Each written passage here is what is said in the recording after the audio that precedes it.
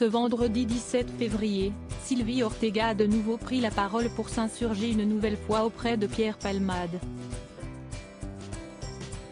L'ancienne compagne de Ludovic Chancel se dit écœurée de la décision de la justice.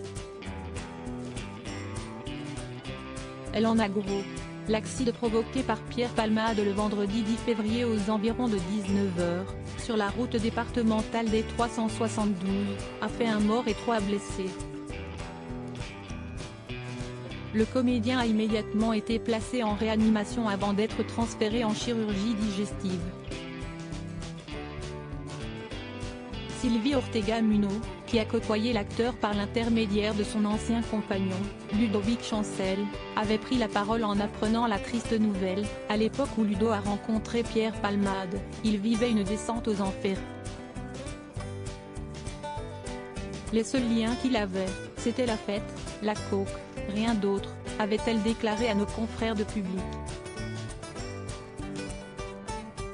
Puis, sur son compte Instagram, la mère de famille s'était montrée plus virulente, en condamnant l'attitude du comédien de 54 ans.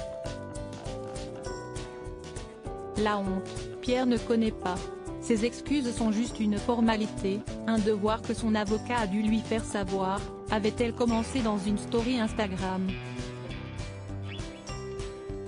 Si elle espère que les familles n'accepteront pas ses excuses, elle ne peut s'empêcher d'éprouver de la pitié pour le grand ami de Muriel Robin, qui vit chaque jour avec une tristesse au fond de lui. Ce vendredi 17 février, Pierre Palmade s'est rendu au tribunal de Melun.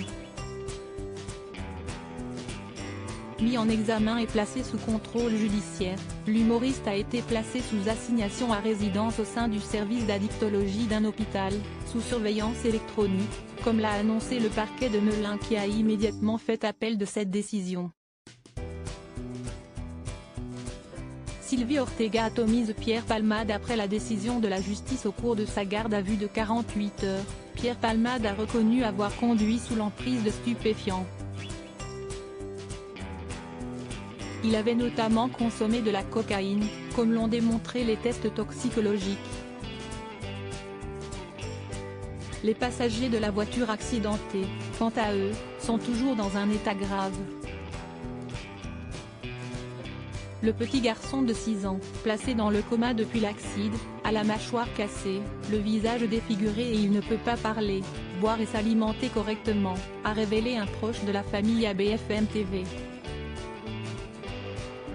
En apprenant la décision de la justice, Sylvie Ortega Muno est montée au créneau sur les réseaux sociaux. Lamentable, inacceptable et pourtant, c'était une évidence, a-t-elle déclaré, en apprenant la décision rendue par la justice, ce vendredi 17 février.